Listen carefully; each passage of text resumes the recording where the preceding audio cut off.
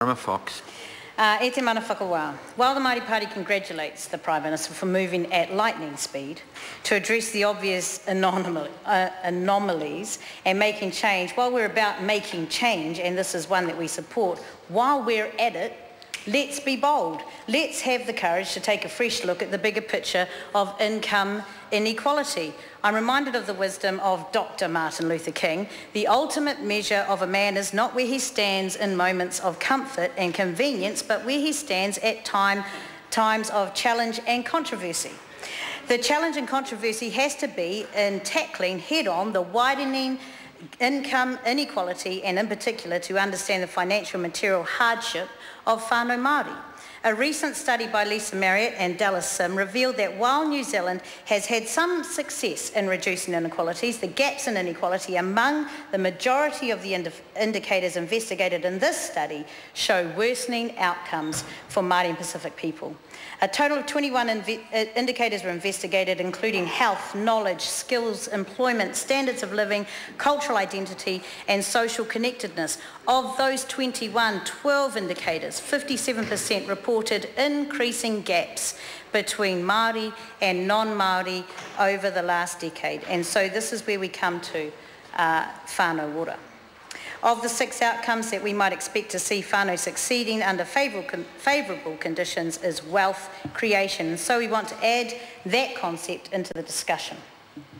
How is it fair that on one hand we can give out 50 cents and on the other hand we still will see an increase of about $5,000 and more under this piece of legislation?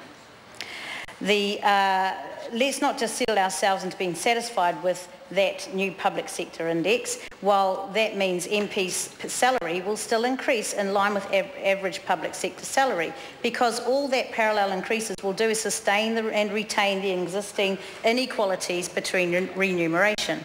We all know that inequality has long-term effect. Income inequality experienced early in life leads to reduced social mobility later in life. I understand that we're running out of time. I know that we want to get this through. We've come here under urgency, but I want to make these points. We could investigate a living wage. We think it should be $18.80. We currently have a minimum wage that is set at a level of poverty. We are paying people to be impoverished, and that needs to change, and we should add urgency to that. Let's address income inequality in this country. I like the fact that we're doing something about this and we're taking it seriously, but there is so much more that we need to take seriously in regards to income. And I'll finish with this. Successive parliaments have created abject failure in addressing income inequality in a meaningful way, Labour or National, Māori Party or the Greens. Whatever ideas have come up through private member or government bills, through select committee or question time, the point is we still have not fixed the widening gaps.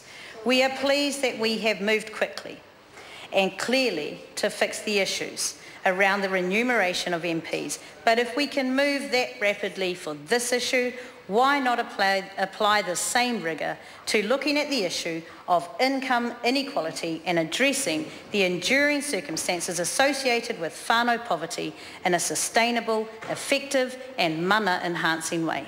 Kia ora, Mr. Speaker. Pamo.